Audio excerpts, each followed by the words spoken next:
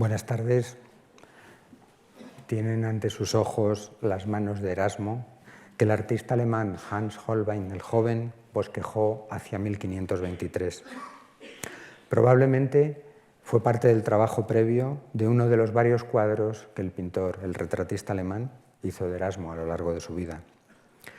Si el martes veíamos a un durero que señalaba en letras griegas que el mejor retrato de Erasmo era su obra, la atención de Hans Holbein por las manos del polígrafo de Rotterdam tampoco carece de interés.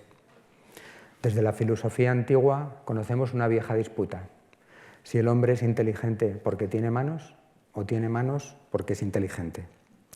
Pero llegados al final de la Edad Media, los humanistas europeos iban a cifrar en la mano uno de los elementos que diferenciaban al ser humano del resto de la creación. Surge así el concepto del hombre como el único animal capaz de hacer cosas con las manos. Si atendemos ahora a los retratos de Hans Holbein y fijamos el punto de atención en esas manos, veremos que Erasmo no es solo un hombre, sino un tipo especial de hombre. Sus manos apuntan siempre a los libros. En la imagen de 1530 lo está sujetando, en la imagen de 1523 lo está escribiendo. Aluden claramente las manos de Erasmo a la otra característica diferenciadora que los humanistas del Renacimiento postulaban para el hombre frente a los animales: la capacidad de hablar, el lenguaje, que permitía a la vez pensar y en la gran cadena del ser, que va desde los animales más pequeños y más viles hasta Dios, separaba el lenguaje al hombre de las bestias y le acercaba a las esferas superiores de la creación. Erasmo vive, pues, rodeado de libros y escribiendo libros que maneja siempre con sus manos. Les pido que hagan memoria, que recuerden la imagen con que nos despedíamos el martes. Las voluminosas obras completas que poco después de la muerte de Erasmo publican sus amigos en Basilea. Habrá que esperar casi 2 siglos, hasta comienzos del siglo XVIII, para que otro Juan, Jean Leclerc, publique en Leiden una segunda edición. Esta vez ya son 10 volúmenes. Y tendremos que esperar otros 2 siglos más, hasta bien pasada la segunda mitad del siglo XX, para que en Ámsterdam empiece a publicarse a Erasmo de forma crítica, como había hecho él con los autores clásicos. Es la edición de las obras completas en latín. La traducción más completa de la obra de Erasmo se viene realizando desde la Universidad de Toronto, en Canadá, y fragmentando los libros han publicado ya más de 80 volúmenes en inglés. El tamaño de la obra de Erasmo es, por lo tanto, impresionante. Y hay que ser consciente de ello cuando se aborda su estudio, para que tengamos conciencia de que escribió más que Cervantes, más que Lope de Vega, más que Calderón entre los nuestros, pero también más que Shakespeare, más que Voltaire, más que Víctor Hugo, entre otras grandes cimas de la literatura europea. Escribe tanto que muchas veces dice en una de sus cartas: es que no me da tiempo ni a corregir lo que leo, no me da tiempo, lo mando directamente a imprimir. En otra carta nos habla de su método de trabajo y dice: escribo tan deprisa que cuando termino un libro, aún con la tinta sin secar, salgo corriendo para la imprenta a publicarlo. En realidad, exagerando un poco, podemos decir que Erasmo escribió él solo más de lo que lee un estudiante de filología del siglo XX durante toda su vida. En realidad, la mera contemplación de estos volúmenes de la obra de Erasmo es ya una explicación de esa obra. Lo había hecho él mismo, lo había explicado él mismo en 1523 y más tarde en 1530, cuando había preparado el catálogo de sus obras. Cuando estaba pensando cómo iba a publicar todos sus libros, se había planteado, como hacemos todos, ¿cómo organizo esto? ¿Qué criterio utilizo? El criterio cronológico no se podía emplear en aquel momento, primero porque no era lo habitual, pero en el caso de Erasmo porque se generaba otro problema. Y es que en muchas ocasiones, lo veíamos el otro día, la versión redactada al principio tenía poco que ver con lo que se publicaba al final. En algunos casos podemos hablar de 2 obras distintas. Vamos a poner un ejemplo y lo entenderán claramente. Los Adagia, de los que hablábamos el otro día. La primera edición del libro, París, en 1500, Contiene 818 piezas, 818 proverbios. La última, la de 1533, engloba 4151. Erasmo ha tenido que cambiar la forma de organizarlos y se ha inventado un sistema en gilíadas, en unidades de 1000 y en centenas para organizarlos. De otra manera era imposible. Pero es que no solo aumenta el número de piezas, en algunos casos hay cambios absolutamente radicales que se producen generalmente por adición. Los breves textitos que Erasmo había publicado en 1500 terminarán siendo auténticos tratados, desgajándose del conjunto de la obra y siendo un libro aparte. Es el caso del titulado Dulce bellum in expertis. La guerra es dulce, es agradable para quienes no la han vivido, para quienes no la han experimentado. En algunas de las ediciones, en las de 1508 o en esta que tienen aquí de 1513, el adagio ocupa 3 líneas de la última página y 3 palabras de la siguiente. En total 42 palabras tiene ese adagio. En 1513 sigue teniendo 5 líneas, pero en 1515, cuando se reedita el adagio Dulce bellum in expertis, tiene 10 folios, 1000 líneas. Hemos pasado de 42 palabras en esa primera versión a más de 10.000 en la segunda. Tanto que pronto los editores, ansiosos de ganar dinero, se lo copian a Erasmo y sin su permiso lo publican. En 1521 aparece como un libro exento. Sucede lo mismo con los coloquios, la gran obra de Erasmo para la modernidad, que irá incrementando en cada nueva edición con nuevas piezas hasta doblar el tamaño inicial. La primera edición autorizada por Erasmo, la de 1522, contiene 12 piezas. Se reedita 4 veces en 2 años y continúan llamándose coloquia, pero sigue añadiéndole piezas. Desde 1526 a 1533 tenemos otras 7 ediciones que llevan un título más ambicioso, Opus Familiarium Colloquia, obra de los coloquios familiares. El resultado final es que de la docena del principio pasamos a 70 piezas.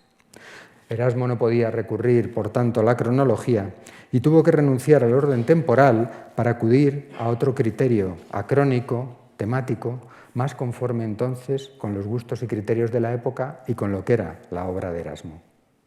Vamos a ver algunas ideas básicas aplicables al conjunto de la producción erasmiana para después bajar al detalle de algunos ejemplos concretos. Erasmo había diseñado un plan de publicación de sus libros en 9 volúmenes que se agrupaban de la siguiente manera: escritos sobre educación y teoría de la literatura, adagios, cartas, escritos sobre cuestiones morales, los 3 volúmenes de carácter religioso, traducciones del griego antiguo y padres de la Iglesia y controversia. De los 9 volúmenes previstos, 3 tienen un carácter religioso. Y fíjense en el carácter central que tienen en el diseño que hace Erasmo dentro del conjunto de su obra, ¿no? Los ha colocado en el medio, están protegidos por todo lo demás que ha hecho Erasmo. La posición central siempre indica importancia, pero las demás disciplinas están al servicio de los escritos religiosos.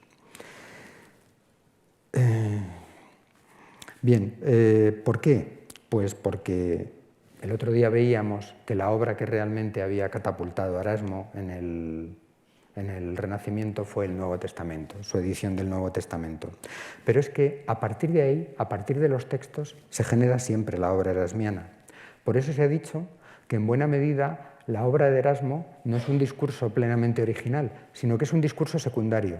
Es un discurso que se produce siempre como reflexión, como comentario, como paráfrasis, como controversia con respecto a otro que ha escrito antes que yo. Detrás de la Biblia vienen los autores grecorromanos, las traducciones de autores griegos, las ediciones de textos latinos.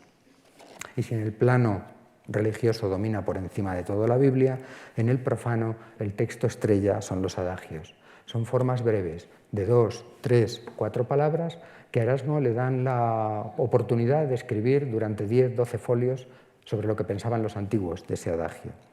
Aquí, en este caso, en los adagios, como han visto, la desproporción entre la frase clásica, dulce velum in expertis, 3 palabras, y entre la copiosa interpretación de Erasmo salta a la vista. Es un Erasmo mediador, es un Erasmo que se coloca entre los antiguos y los estudiantes y los profesores de su tiempo para explicarles qué ocurría en la antigüedad. Partamos de otra idea, y que son 2 conceptos básicos que permiten entender bien la obra de Erasmo, varietas y decorum. Recordemos una vez más el bello verso de Serafino del Áquila, per troppo variar natura bella, la variación hace a la naturaleza bella. El concepto de belleza en el Renacimiento se basa en la variatio, una variedad que él inscribe en el mismo carácter de la época y que además nos informa de su obra y de su vida, dada la gran cantidad de sitios que visitó.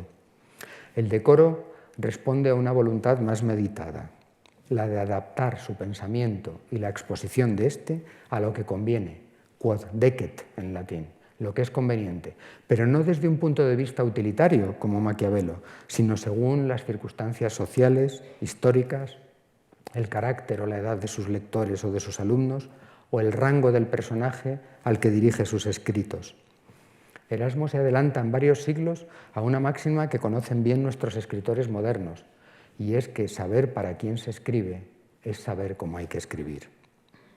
De ahí que el mensaje de la obra de Erasmo no se modifique en lo esencial a lo largo de su vida, sino que varía, que se modula en función del interés, de a quién se dirige, de la circunstancia del momento. Frente a los autores medievales, que escriben por lo general pensando en un mundo ultraterreno, en donde todo está bien hecho y todo es inmutable, Erasmo es bien consciente de la variedad de sus destinatarios y por ello escribe, en efecto, en un hermoso latín, pero se permite redactar un grueso tomo de 1000 páginas cuando el destinatario es un erudito, habituado a ese tipo de lecturas, que probablemente reside en un monasterio o en un centro de estudio y tiene ocio para poder leer eso. Pero se baja hasta las 20, 30, 40 páginas cuando se dirige a un príncipe que, ocupado en los asuntos de gobierno, no dispone de tiempo para perderlo, entre comillas, con la lectura. Puede transitar por los vericuetos más elevados de la teología cuando se dirige a los mismos eruditos, pero puede bajar el nivel cuando se dirige a una mujer que se va a casar, a una amiga que necesita un consejo. Sabe redactar una carta dulce y llena de halagos, con chistes salados, para solicitar un premio, para solicitar un mecenazgo, una ayuda económica, pero sabe utilizar también el lenguaje como un arma cuando se trata de doblegar a un oponente teológico. Se lo dice a su contrincante Martin Dorp cuando el teólogo le censura. En el elogio de la locura no me propuse un fin distinto que en mis otras obras, aunque me dirijo a él por caminos diferentes. En el manual del soldado cristiano he trazado simplemente las líneas de una vida cristiana. En la educación del príncipe cristiano llamo la atención sobre las materias en que debe ser instruido un jefe de Estado sin disimular nada. En el panegírico, bajo la apariencia de un elogio, he tratado indirectamente el tema que será desarrollado abiertamente en la educación del príncipe cristiano. En el elogio de la locura, el tema es el mismo que en el Enquiridión, pero tratado en broma. Per troppo variar literatura e bella. Otra idea más. Incluso si tenemos en cuenta los textos que hoy consideraríamos creación literaria de Erasmo, como sus poemas de cuando está en el monasterio, como el elogio de la locura, como los coloquios, Erasmo es, en efecto, un escritor, un excelente escritor, pero no podemos considerarle un creador, o al menos un creador como nos ha enseñado la cultura europea después del romanticismo. No es un creador original. Erasmo se comporta en ese sentido todavía de algún modo como los comentaristas medievales, centrando su atención en Virgilio, en Homero, en la Biblia, en San Jerónimo, en Orígenes, pero ignorando la inmensa riqueza literaria que florecía a su alrededor en la Europa de la época. Mirando hacia atrás, sin ira, pero con estudio, Erasmo se perdió el legado del Renacimiento para el mundo moderno. Y un último considerando. Déjenme que cite otro verso, un verso de Rafael Alberti. Yo nací, respetadme, con el cine. Si el poeta gaditano señalaba la coincidencia de su nacimiento con el cinematógrafo y pedía respeto por ello, Erasmo vio la luz en paralelo con la imprenta, pero no exigió por ello la consideración que el poeta andaluz reclamaba para sí. Pero aunque no hizo eso, sí supo utilizar extraordinariamente el nuevo medio de comunicación como pocos para difundir sus escritos. No se preocupó solo por el contenido de las obras, lo vimos el otro día, buscó a los mejores impresores para producir algunos de los libros más bellos del Renacimiento. Tuvo siempre bien claro a quién dedicar las obras, quién se iba a sentir halagado al dedicarle esas obras. Tuvo también muy claro a quién se le iban a enviar los volúmenes de sus obras completas cuando se publicasen. Había un proyecto editorial. Pero Erasmo cuida el libro hasta extremos impensables. Déjenme que le cuente una anécdota. En 1527 se prepara una edición de los Scriptores Historiae Augustae. Son una serie de biografías de distintos emperadores romanos.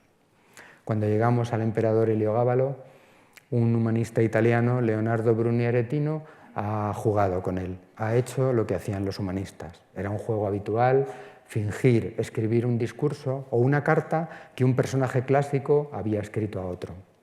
En la Italia del siglo XV y en la España del siglo XVI, varios de estos humanistas escriben cartas en latín como si estos emperadores se hubiesen dirigido a amigos, a compañeros o a las cortesanas romanas, como es el caso del emperador Heliogábalo. Cuando Erasmo supervisa la edición del libro, se permite una pequeña broma. Al llegar al cuaderno donde van esas cartas, interrumpe el libro clásico y mete 2 hojitas plegadas y las introduce en ese cuaderno. Es una broma para que cuando los humanistas lleguen ahí encuentren esa oratio, ese discurso que dice Erasmo en latín que muchos creen que compuso Leonardo Aretino y que no son realmente no pertenecen a la historia augusta. ¿Pero qué hace con ellas? No les pone número de página ni número de cuaderno. ¿Por qué? Para que si en vez de ser un erudito, una persona formada, el que está leyendo ese libro, es un adolescente, uno de esos estudiantes con los que trabaja Erasmo, el profesor pueda arrancar esas 2 hojas, adus un delfini, y que el estudiante no se vea perjudicado por esa lectura lasciva, poco honesta, ¿no? Bien, como les digo, sin la imprenta no podríamos entender el éxito, el inmenso éxito de Erasmo en el siglo XVI. Dado que en la primera clase nos detuvimos sobre todo en la parte religiosa de la obra de Erasmo y en su vida, he pensado que en esta segunda ocasión podríamos ver, si a ustedes les parece bien, los siguientes apartados. Hay un primer punto que he titulado cinematográficamente De aquí a la eternidad, porque es el elogio de la locura el que le da el pasaporte a la posteridad a Erasmo. Con el Erasmo filólogo no me gusta hacer bromas. Creo que la literatura es mejor que el cine, aunque nos esté ganando la partida últimamente. Pero con los intereses educativos de Erasmo hay un título unamuniano que nos sirve a la perfección, Amor y Pedagogía. El interés que mostró Erasmo por los asuntos pedagógicos justifica la mención de Unamuno, y finalmente el Erasmo político y pacifista, que ha sido su gran legado. La obra más famosa de Erasmo, la que le convierte en un clásico, la que le ha traído hasta aquí hoy, la que se sigue imprimiendo, la que se vende, la que se lee, no va a ser ni un volumen teológico, ni filosófico, ni un tratado educativo, ni un libro de texto para estudiantes de la Sorbona, ni su libro para escribir cartas, ni sus ediciones o traducciones de autores clásicos, ni de padres de la Iglesia, ni ninguno de sus textos políticos. Erasmo pasa a la posteridad europea por un librito muy pequeño, un opúsculo, una obra maestra inimitable, breve, concisa, que se lee como una novelita en la que Erasmo condensa todo su pensamiento, toda su ironía, toda su acidez, todo su sarcasmo y, por supuesto, su genial estilo. Me refiero al elogio de la locura. Elogio de la locura, Morias encomion stultitia laus, con esos 3 nombres se conoce en el Renacimiento. Redactado en 1509 entre Italia y Londres, cuando Erasmo está en plena madurez, cumplida ya la primera cuarentena, no se va a publicar hasta 2 años después. Pero la peripecia del libro es otra metáfora. Nos da una idea buena del carácter cosmopolita de Erasmo. Erasmo tiene la idea para escribir el libro durante la estancia en Italia. Lo empieza a escribir, a redactar de camino a Inglaterra, la primera parte a lomos de un caballo, mientras cruza los Alpes, y lo termina en Londres, en casa de su gran amigo Tomás Moro. Para rematar, el libro se publica en uno de los centros más importantes del pensamiento de la época, en París, y pronto se va a traducir a todas las lenguas más importantes de la época. Hoy podemos decir que es la obra maestra de Erasmo, uno de los libros más exitosos, no solo en el Renacimiento. El público le ha seguido respaldando hasta hoy. Está protagonizado por un personaje único, la locura, que está presente en todos los tiempos y en todas las partes, porque no tiene límites. Ha acompañado al hombre desde su nacimiento, desde la creación. La locura es responsable de los errores humanos y a la vez ingrediente de la propia vida, porque nadie escapa a ella. Príncipes y soldados, filósofos y sabios, papas y obispos, comerciantes, magistrados, soldados, intelectuales, mujeres, monjes. Especialmente entre estos personajes religiosos aparece un extenso muestrario. Los frailes mendicantes, blanco de la descarnada crítica de Erasmo, los malos predicadores, los teólogos ignorantes que pervierten a su público. Vamos a verlo brevemente. Habla la locura y censura a todo ser vivo, a todo ser social. Para no salir de la sala y para no ofender a nadie, vamos a empezar por los conferenciantes, por los oradores. Sabido es que estos, dice la locura, cuando llegan a pronunciar un discurso después de 30 años de lenta gestación, y que a veces ni siquiera es suyo, juran haberlo escrito o dictado en 3 días y como por puro divertimento. No les voy a decir el tiempo que he empleado en preparar esto. Los sabios, esos sabios estoicos que se dejan la barba de chivo como señal de sabiduría. He pedido hora mañana para mi barbero. Dice, invita a comer a un sabio y aburrirá al más pintado con su lúgubre silencio o con preguntitas quisquillosas. Yo, de momento, les estoy aburriendo con silencio. Las preguntas se las haré luego. Llévalo a una fiesta y parecerá un camello dando vueltas. Lánzalo a un espectáculo público y su misma cara desvanecerá la alegría del pueblo. Y dice la locura, pero si después de tantos siglos los griegos solo pudieron encontrar 7 sabios de los que habló magníficamente en esta tribuna don Carlos García Gual, dice, si los griegos solo pudieron encontrar 7 sabios, ¿cómo vamos a encontrar nosotros uno solo? Dice, ni medio, dice la locura. ¿Qué digo ni medio? Dice, ni un tercio, dice la locura, ¿no? Bien, solo en este campo, en el de los que nos dedicamos a escribir, a hablar, a pensar, hay críticas para todo el mundo, desde los poetas a los retóricos, desde la egolatría de los escritores hasta la demencia de los plagiarios, que en su locura creen que pueden escapar al control y que nunca nadie les va a descubrir. Esta es la primera parte del elogio, la parte divertida, la parte amena, la parte crítica. Pero después, la crítica, la sátira y la censura dan paso a una invocación de una sabiduría distinta, la sabiduría divina, de forma que la locura mundana queda opuesta a la locura sabia, la de los locos de Dios. Dense una vuelta por cualquier librería y pregunten por el elogio de la locura, seguro que lo encuentran. Vayan a cualquier biblioteca madrileña y consulten el catálogo. Aparecerán decenas de ediciones del elogio de la locura, reediciones, reimpresiones. Los lectores no se equivocan y han testimoniado de forma clara el interés en este libro desde su publicación en el Renacimiento hasta el siglo XX. Quizá porque tiene todas las características de una obra maestra, como el Quijote, en donde encontramos siempre lo que queremos encontrar. Cada lector encuentra lo que le interesa. Son clásicos porque nos siguen hablando 4, 5 siglos, 20 siglos después de haber sido escritos. Con todo, podemos ver 2 tipos de lectores del elogio. Unos de tipo superficial, que se quedan en la primera parte, en la sátira, en la crítica, que se divierten con el opúsculo erasmiano, viendo allí la obra de un nuevo Luciano, viendo el libro como otros entendieron el Quijote cuando se publicó y después, como un funny book, como un libro divertido, ¿no? Bien, es una posibilidad. Hay otros que no. Hay otros que se enfadaban al leerlo, ¿no? se veían reflejados en las profesiones, en las censuras del elogio. El pintor amigo de Erasmo, Hans Holbein, tenía un ejemplar del Elogio de la Locura y, aparte de anotarlo en los márgenes, lo que hace es representar en esos márgenes a la locura. Miren dónde pone la locura. La locura aparece en el púlpito, la locura aparece en la cátedra. Y Erasmo quería que le siguiesen adorando sus colegas de la universidad y los teólogos cuando la locura aparece en el púlpito y en la cátedra. Una gran parte de los teólogos entendieron un ataque directo hacia ellos, el elogio de la locura. Lo mismo pasó con los profesores. ¿Por qué?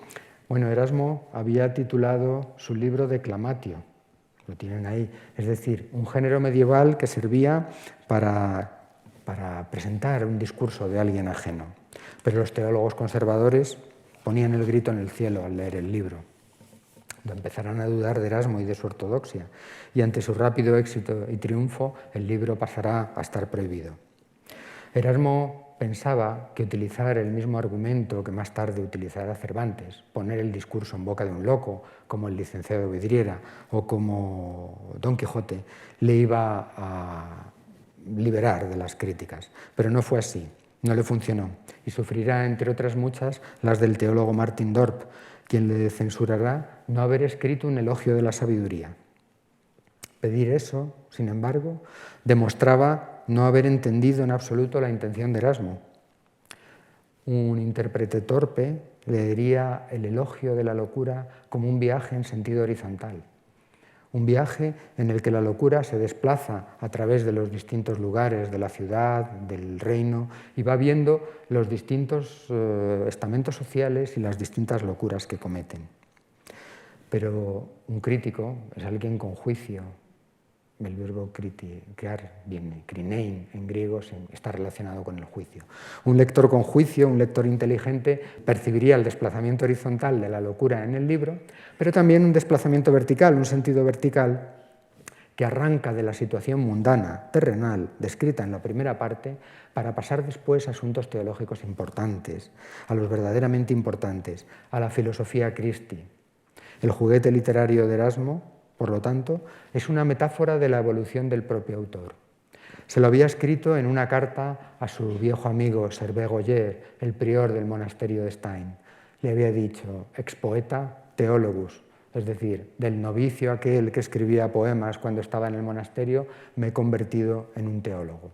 El elogio de la locura es una variatio más sobre esa teología de Erasmo. Pasemos al segundo apartado, el Erasmo filólogo. No podemos olvidar que Erasmo fue también un filólogo, no en el sentido moderno, en que nos hemos quedado reducidos casi a profesores de literatura, sino en el sentido clásico, en el sentido comprensivo, que todavía tenía la definición que da el diccionario de autoridades en el siglo XVIII. Es decir, un experto no solo en la gramática, en la retórica y en la poesía, sino también en la historia, en las antigüedades y en la interpretación y la crítica de autores. Alguien, en definitiva, para quien la verdad está inscrita en la palabra. En esta actividad de Erasmo podemos distinguir varios apartados.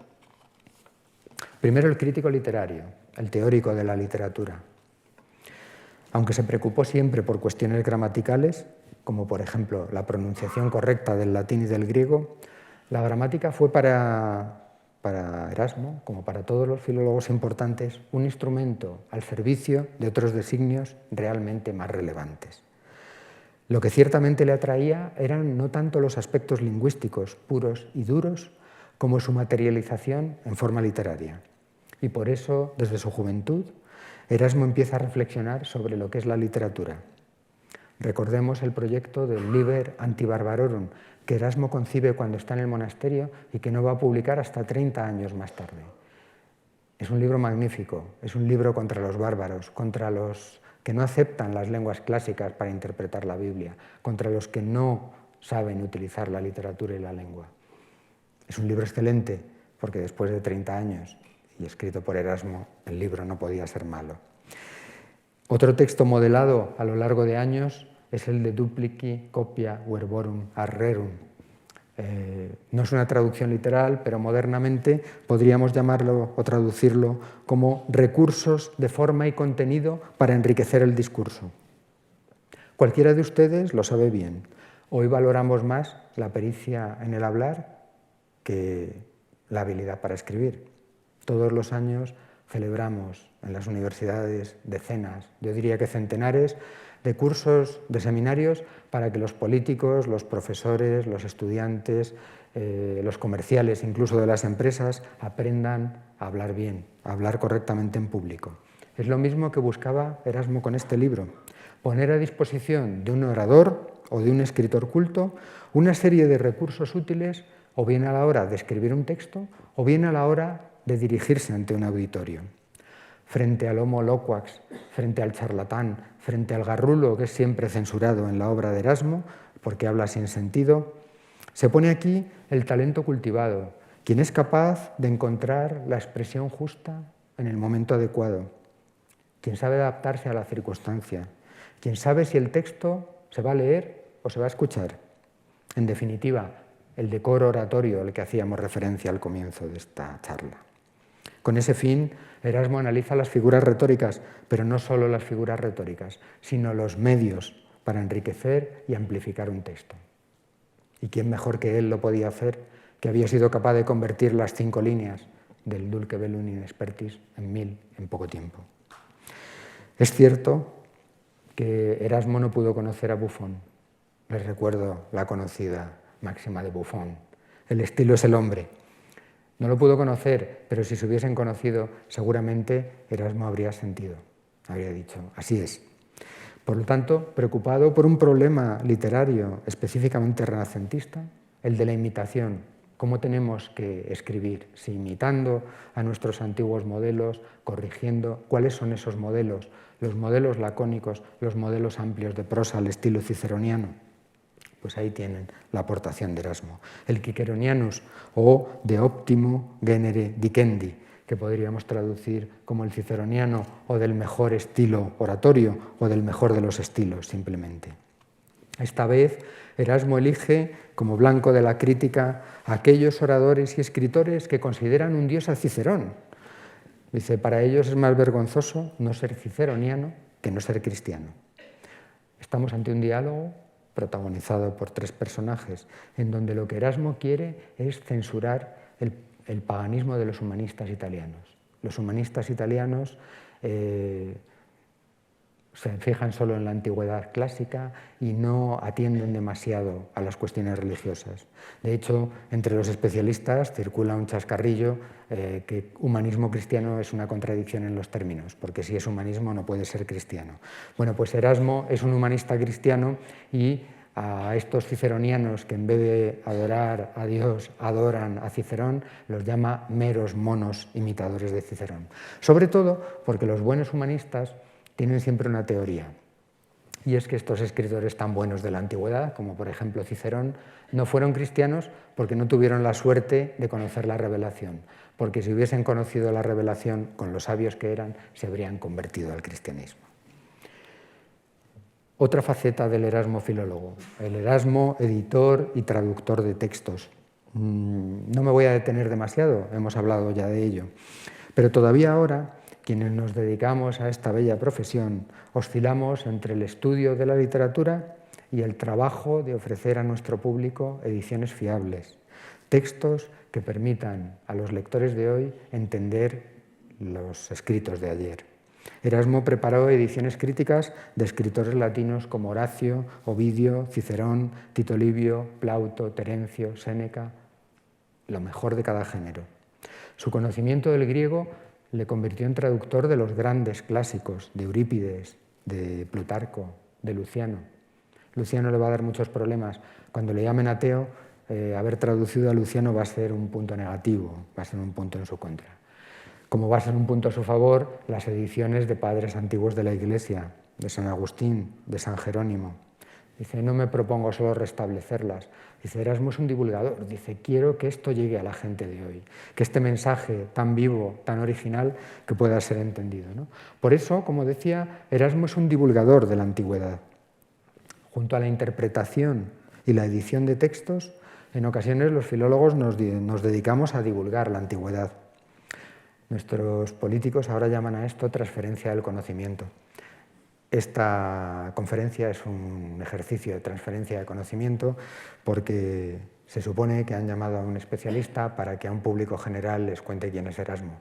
La primera parte no es cierta, la segunda estoy intentándolo.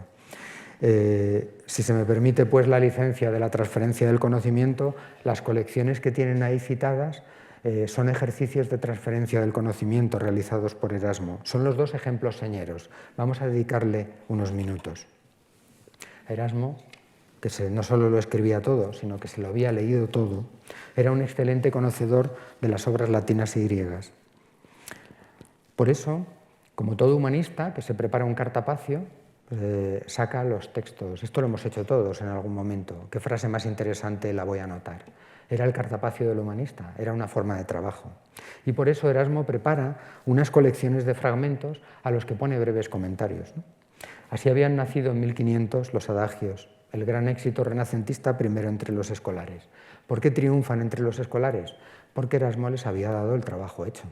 Eso es lo que tenían que hacer ellos, ir a Cicerón, ir a Séneca y buscar ellos las citas. Pero acudiendo al libro de Erasmo, uno podía irse al río, irse al Sena y no asistir a las clases de la Sorbona, ¿no? A través de muchas citas que Erasmo transcribe como un filólogo íntegramente, los estudiantes pueden hacerse con ese legado clásico. Hoy es difícil comprender la importancia de esta antología comentada porque hemos perdido la cultura clásica. No solo hemos perdido la cultura clásica, estamos, ustedes y yo, en el nacimiento de una nueva época. Cuando dentro de 2 siglos en los manuales se hable de estos momentos, dirán que murió la edad contemporánea y que nació la era internética, o no sé cómo la llamarán, pero está claro que ha habido un cambio de paradigma de conocimiento. Pero hasta finales del siglo XIX y hasta mediados del siglo XX, hasta bien pasada la Segunda Guerra Mundial, todos los hombres occidentales hemos estado marcados por los mismos conocimientos. Y si no, díganme si expresiones como los adagios que les voy a citar de Erasmo no les suenan. Es mejor no haber nacido. Amigos hasta la muerte. Mi amigo es mi otro yo. O el hombre es un lobo para el hombre. Erasmo, como siempre, no solo escribe el libro, sino que hace un prólogo que se lo dedica a su querido amigo Lord Montjoy, quien le había llevado a la primera estancia en Inglaterra, y le explica, como a todo estudiante, qué diferencia hay entre todos estos géneros breves, porque no es lo mismo una sentencia que una máxima, que un aforismo, que un proverbio, que un adagio. Pero además, Erasmo le explica a su antiguo alumno y ahora amigo cómo se ha hecho ese libro, y acude a una imagen bien clásica. Dice, yo he hecho este libro como una abeja, que va libando en las distintas flores, que va escogiendo lo mejor de cada flor, de cada cáliz, para confeccionar la miel. La excelente miel, que son los adagios, ¿no? ¿Qué son los adagios? Pues son el cuaderno de lectura de un humanista hipererudito. El libro, por eso, no solo tiene éxito entre los estudiantes, también entre los profesores. A partir de la publicación y de la difusión de este libro, Erasmo se hace una reputación como filólogo, como investigador de la antigüedad. Pero ¿qué ocurre? Que Erasmo amplía, como han visto, los adagios citados. Y amplía, da más información de lo que dice Cicerón, Luciano, Séneca, pero no solo da entrada a los autores clásicos, sino que, animado en el ejercicio de la escritura, al hilo de la redacción del adagio, expone sus propias opiniones. ¿Qué va a ocurrir? Pues que esas opiniones, cuando se prohíba la obra de Erasmo, van a conllevar la prohibición del libro. Porque un libro que era para estudiantes termina siendo un libro peligroso, porque Erasmo no pierde oportunidad, por ejemplo, de censurar la guerra, de censurar a los monjes, de censurar a los papas, a los teólogos, a los profesores de la Universidad de París, de Lovaina. Puede ser solo una palabra, pero le va a traer consecuencias nefastas. Mírenlo. A partir de cierto momento se borra el nombre de Erasmo hasta de las portadas de los libros. Lo tienen en la izquierda. En la derecha hay adagios que desaparecen por completo, que se tachan por completo. En otros casos se tacha una sola palabra, en otros una frase. Hubo un trabajo serio. ¿Y por qué hay este trabajo serio? Porque el libro es tan importante que hasta los garantes de la ortodoxia dicen: no podemos quemar este libro, nuestros estudiantes no pueden vivir sin este libro, tenemos que sacar ediciones corregidas, ediciones expurgadas, para que nuestros estudiantes puedan seguir accediendo a este legado clásico. Bien, de todas formas, el ensañamiento, como pueden ver, fue brutal. Es el adagio con el que empezábamos: dulce velum in expertis. ¿Recuerdan que había crecido de las 5 líneas iniciales a las 20 páginas? Pues en las ediciones censuradas se queda en 28 líneas. El resto del adagio de Erasmo hasta el final desaparece de todas ellas. Si los adagia nos interesan por la erudición que aportan, los apotegmas nos llaman la atención por su agudeza, bien sea a través del humor o bien sea a través de la ironía. El cultivador del género en la antigüedad había sido Plutarco, el gran recolector de estos apotegmas. Son breves dichos que en 2 o 3 líneas ponían de manifiesto las virtudes éticas de los antiguos espartanos, de los reyes, de distintos militares o de diferentes mujeres. Les voy a poner un par de ejemplos y sabrán lo que es un apotegma. Igual que en las novelas de Pío Baroja, los vascos siempre son buenos, los malos empiezan a ser de La Rioja o más hacia el sur. En las obras de Erasmo, en las obras de Plutarco, los lacedemonios son siempre los buenos, son siempre los modelos éticos. Va el apotegma. Un rico comerciante quiere comprar un esclavo espartano y le pregunta: si te compro, ¿serás útil y honesto? Y el esclavo le contesta: y aunque no me compres. Es decir, la condición de esclavo no importa, su honestidad está por encima de toda prueba. Son textos muy breves, pero con una enseñanza basada en la agudeza, en la ironía, muy fuerte. El rey Filipo de Macedonia hace una visita a un pueblo y una anciana le pide ayuda. Y el rey le contesta displicentemente: déjame en paz, anciana, no tengo tiempo para ti. El anciano le contesta: pues si no tienes tiempo, no seas rey. Filipo detiene el caballo, se baja del caballo y atiende a la señora. Es decir, son piezas muy breves, pero que encierran una gran enseñanza de tipo político, de tipo moral. Si antes Erasmo había comparado su labor recolectora con la de la abeja, ahora se presenta como un buscador de pepitas de oro. Dice: ¿por qué estas piececillas de 2 o 3 líneas son de oro? Son modelos para todas estas personas que no tienen tiempo, los príncipes, los reyes, los jueces, los capitanes, que a través de un apotegma de estos, en una guerra, en una confrontación política, en una situación diplomática difícil, pueden saber cómo responder a ello. Los géneros breves de la antigüedad, por lo tanto, los adagios, los apotegmas, se convierten así en pequeñas joyas idóneas para adornar, como ocurre con los anillos de los príncipes y de los papas, para engastarlos en el oro que rodea a estos personajes. No podemos olvidar otra faceta del Erasmo filólogo, el Erasmo escritor, el escritor de cartas. Después de Petrarca, no hay un humanista que no haya recopilado su colección de cartas, casi siempre en serio, algunos en broma, como Fray Antonio de Guevara o como las Epístolae Oscurorum Virorum. Eso nos indica que a cierta altura el género de la carta ya lleva la risa. Pero no podemos negar que las cartas con los discursos son las 2 grandes aportaciones probablemente del humanismo italiano del siglo XV a toda la posteridad de Europa occidental, ¿no? Erasmo es en este apartado también un campeón, porque ningún otro de los humanistas que conocemos compiló más de 3.000 cartas, como es el caso de Alejandro. Son más de 3.000 epístolas dirigidas a personajes importantes, a reyes, a teólogos, a políticos, a escritores, a polemistas, a amigos que con el paso del tiempo y a través de esas cartas dejarán de ser amigos. Se ha llegado a decir que solo por esas 3.000 cartas Erasmo ya se merece un lugar en la historia literaria, aunque no hubiese escrito nada más. Pero es que además esas cartas son fundamentales para ver la evolución de Erasmo, para reconstruir la vida de Erasmo. Los mejores biógrafos de Erasmo han sacado toda la información preciosa de esas cartas. En esas cartas vemos las ambiciones, las frustraciones, los deseos, las voluntades, los buenos momentos y los malos momentos de Erasmo, lo vimos también el otro día. Pero no pensemos que las cartas de Erasmo son como nuestros emails, que los escribimos en un encabezamiento con faltas de ortografía, sin atender mucho a la redacción.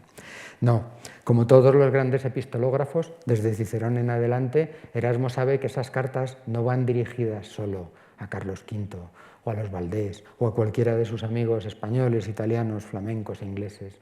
Erasmo sabe que ese es el primer destinatario, pero que luego vendrán otros y que van a leer esa carta cientos, miles de personas, porque esa carta se va a publicar. Y eso le obliga a cultivar allí también el estilo. La carta de Erasmo es tan importante como un tratado. Y además a dirigirse a un público general, a un público amplio.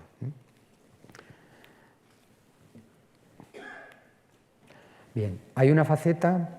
Las que hemos visto hasta ahora son facetas polémicas.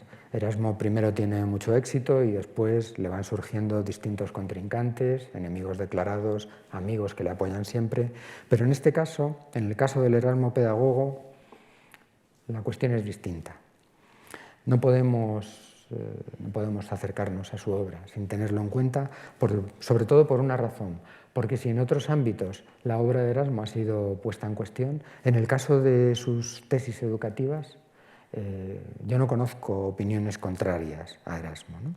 Lo sabemos, lo vimos el otro día al hablar de su vida, sus alumnos le adoraban, eso ya lo dejó de lado, pero es que a través de unos pequeños opúsculos, a través de unos pequeños libritos, Erasmo transmite esa capacidad pedagógica no solo a sus alumnos directos, sino a aquellos que le conocen a través del espacio y a través del tiempo.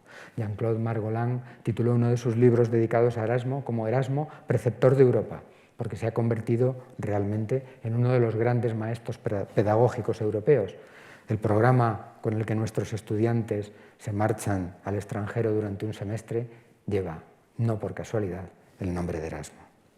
Bien, habría que dar entonces un puesto de honor entre las obras de Erasmo a todos estos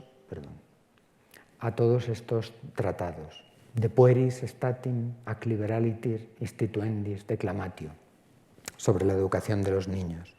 De civilitate morum puerilium, sobre la enseñanza de las costumbres de los niños o las costumbres infantiles. Son textos breves, como los diamantes, son pequeños, pero tienen mucho valor. Para Erasmo, todo es importante en la educación infantil. No solo los modales y los conceptos que habían privilegiado a quienes en la Edad Media se habían preocupado de enseñar a los niños. Frente a una enseñanza medieval basada en los horrorosos 8 autores que había que leer, Erasmo propone leer todo el legado clásico. Frente a una enseñanza medieval que pega con la vara al estudiante sin ninguna conmiseración, Erasmo propone preocuparse por otras cuestiones. Por supuesto, no utilizar el látigo, no pegar, pero preocuparse por cuestiones de higiene, por lavarse los dientes, por peinarse o por la forma adecuada, porque no todas son correctas, de sonarse los mocos, con perdón. Pero no basta con lo físico y con la higiene. Hay que preocuparse del niño desde muy pequeño. Hay que instruirle en las letras humanas y en la educación religiosa. Porque dice Erasmo, y el concepto es plenamente actual, que no se nace hecho un hombre, sino que el hombre se hace. Erasmo confía, pues, en la naturaleza del niño, desde que en 1511 redacta su obra sobre la manera de estudiar, otro opúsculo, hasta las maneras de urbanidad de 1530. Por eso sus estudiantes cuentan en sus cartas lo bien que se lo pasan con él en clase, cómo aprenden. Lógico. Lógico porque en otro de sus textos Erasmo dice: lo único que no puede hacer un profesor es conseguir que su estudiante odie la asignatura. A partir de ese momento, todos los que damos clases sabemos que hemos perdido al estudiante, ¿no? Bien, el librito citado, los dos que he citado, junto al plan de estudios y algunas cartas, como una deliciosa que le escribe a su amigo Peter Giles, donde le explica amorosamente cómo tiene que estudiar. Esto es lo que llamamos técnicas de estudio, también hay cursos. Bueno, pues Erasmo le dice en esa carta a Pedro Giles, dice, ¿cómo tienes que estudiar para triunfar en esto de la academia, ¿no? Bien, todo esto le garantiza a Erasmo un puesto de honor entre los pedagogos modernos. Pero no podemos olvidar otros textos que Erasmo escribe con carácter pedagógico y en los que no me voy a detener. Durante muchísimo tiempo se ha aprendido a escribir cartas en latín con el De Conscribendis Epistolis de Erasmo. Pero hay un texto que es realmente importante en este sentido, que son los coloquia. El filósofo francés Michel Onfray dice que es la obra maestra de Erasmo. ¿Qué son estos coloquios? Bueno, cuando Erasmo empieza a dar clase, lo veíamos el martes, tiene que hacerse con unos elementos pedagógicos básicos para dar clase. Y se le ocurre hacer estas fórmulas útiles para la conversación. ¿Qué es lo que queremos, en definitiva, cuando aprendemos un idioma nuevo? ¿Sabernos la gramática? No. Lo que queremos es poder llegar a Londres, poder llegar a Italia y que no nos pase lo que le pasaba a Erasmo, que no podía hablar latín, que no podía hablar italiano. Bien, pues lo que hace Erasmo para sus alumnos latinos es precisamente enseñarles a hablar rápidamente en latín. Se trata de una mezcla de rudimentos para hablar en latín, pero a la vez, ya que hacemos esto, vamos a enseñarle también virtudes morales y éticas a nuestros jóvenes. Así lo atestigua el subtítulo que tienen ahí: Fórmulas de conversaciones familiares útiles a los jóvenes, no solo para pulir su estilo, sino también para dirigir su vida. Son piezas dialogadas en un acto en las que Erasmo se divierte enseñando latín a sus alumnos y tocando a la vez cuestiones interesantes desde un punto de vista moral. Erasmo tiene predilección por los banquetes, por ese género clásico en el que un grupo de amigos se sientan a comer y mientras comen, como no son bestias, hablan de cuestiones elevadas, de la religión, del poder, de la política, del amor, de la amistad, del matrimonio. Por eso Erasmo tituló muchas de sus piezas como convivium, banquete. Y luego le pone un adjetivo, el banquete religioso, el más largo de todos. ¿Por qué será?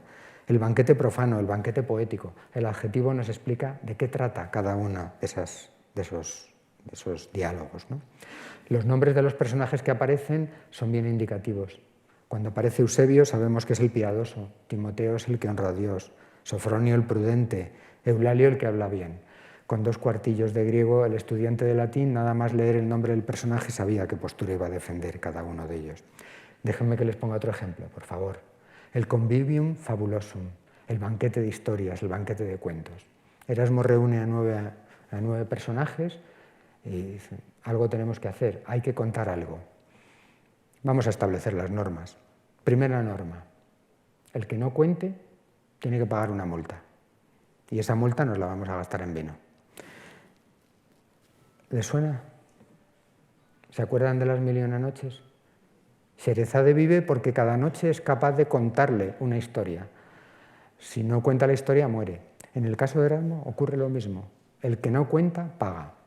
Pero, ¿y si todos cuentan? ¿Qué hacemos? Si todos cuentan, pagarán la multa 2. El que cuente la mejor y el que cuente la peor, por quedarse en los extremos. ¿Vale? El resultado, pues 9 historietas muy divertidas, algunas de ellas folclóricas, otras no, que les recomiendo que lean. Son relatos brevísimos, se leen media hora, pero uno se ríe en esa media hora 30 veces.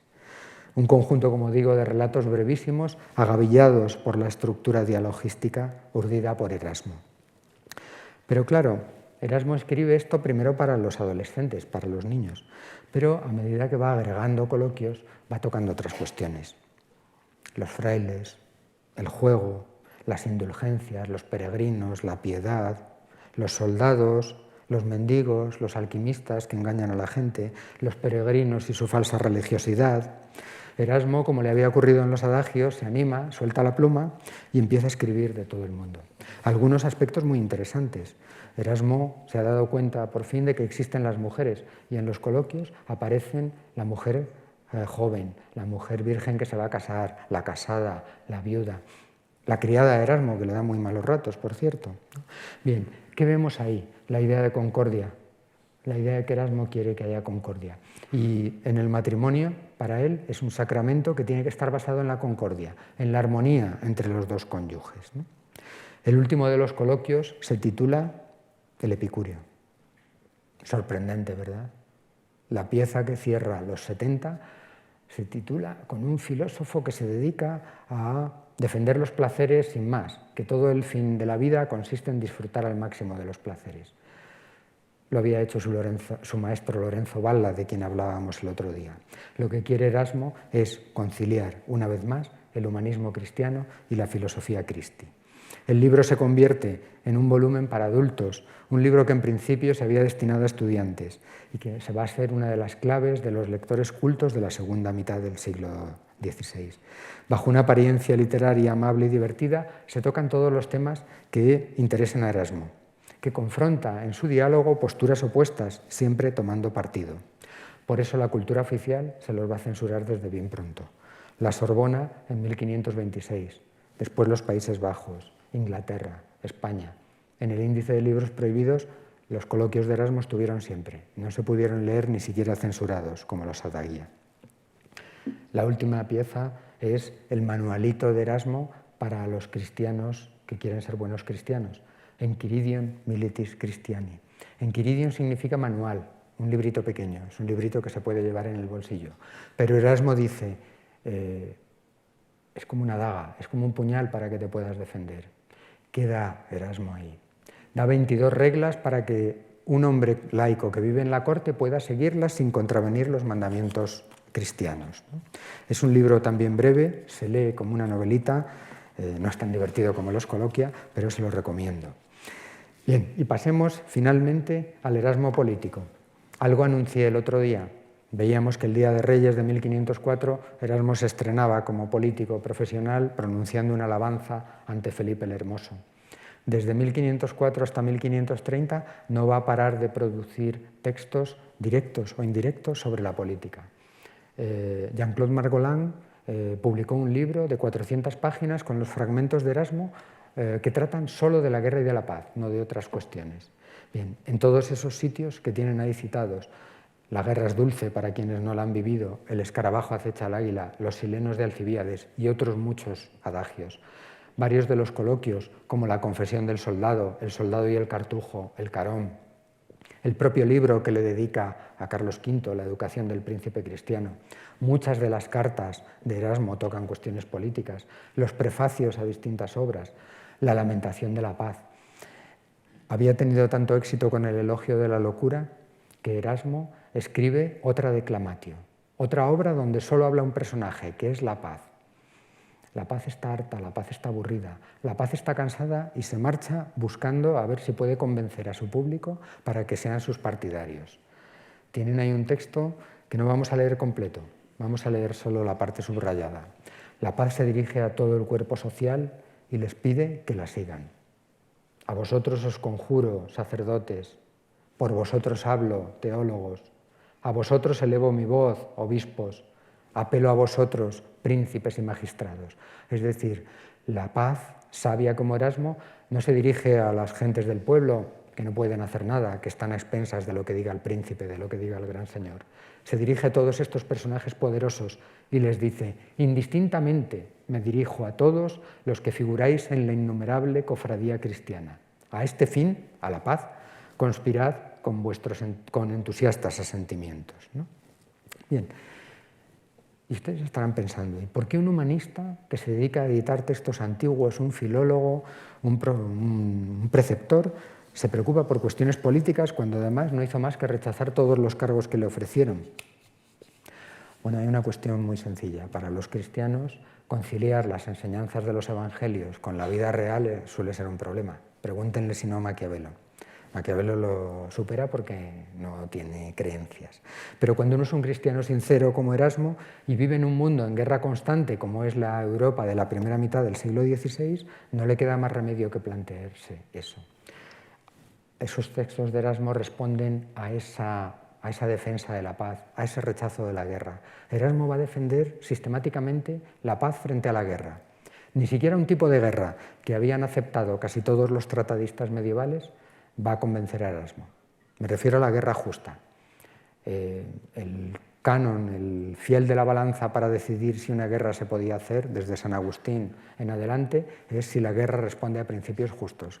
Pero con una sola frase, la paz de Erasmo desarbola los argumentos de todos los contrincantes. Dice, ¿pero hay alguien a quien su causa no le parezca justa? Pues efectivamente, 2 minutos y terminamos. Volvamos a la última obra de Erasmo, la Consultatio de Bello Turcico Inferendo, una disputa sobre la declaración de la guerra a los turcos. Porque Erasmo, lo que le había dicho a Felipe el Hermoso, lo que le había dicho a Carlos V, lo que había dicho a través de la Querela Pacis, de la Lamentación de la Paz, es que era una locura hacer una guerra entre países europeos. Porque todos los que habitaban los países europeos, franceses, ingleses, italianos, españoles, eran todos hermanos, y eran todos cristianos. Y los cristianos son hermanos ante Dios. Y una guerra entre hermanos no se puede hacer. Pero ocurre que de 1517 a 1527 la situación política cambia mucho. Y los ejércitos turcos van ganando terreno y llegan hasta las puertas de Viena. Y esto empieza a preocupar a toda la intelectualidad europea. Los amigos y los enemigos de Vives escriben entre 1526 y 1529 unos 5 libros sobre la cuestión. Y Erasmo aporta su opinión al asunto. Y se ve que Erasmo duda y que dice, estos ya no son hermanos de los cristianos. Pero, pese a todo, Erasmo dice, os estáis equivocando, no hay que pelear contra los turcos. Contra quien hay que pelear es contra los frailes guerreros, que no debían ir a la guerra, contra quienes embarcan a los pueblos en guerras de las que no van a sacar ningún beneficio. Erasmo, en definitiva, es un pacifista. El legado que nos ha dejado Erasmo es el legado de un pacifista. Quizás es mejor ser malo, porque Maquiavelo está en todas las historias de la política y de la filosofía política y Erasmo aparece en muy pocas. Pero yo creo que es mejor una buena paz, una mala paz, que una buena guerra, como decía Erasmo. Es hora de terminar. No hemos agotado la vida de Erasmo, y mucho menos su obra. Es imposible confinar en tan breve tiempo una vida tan rica y tan documentada. Es imposible resumir, tempus fugit, una obra tan profunda, tan amplia, tan extensa, tan variada como la de Erasmo. Hercule y labores, trabajos de Hércules.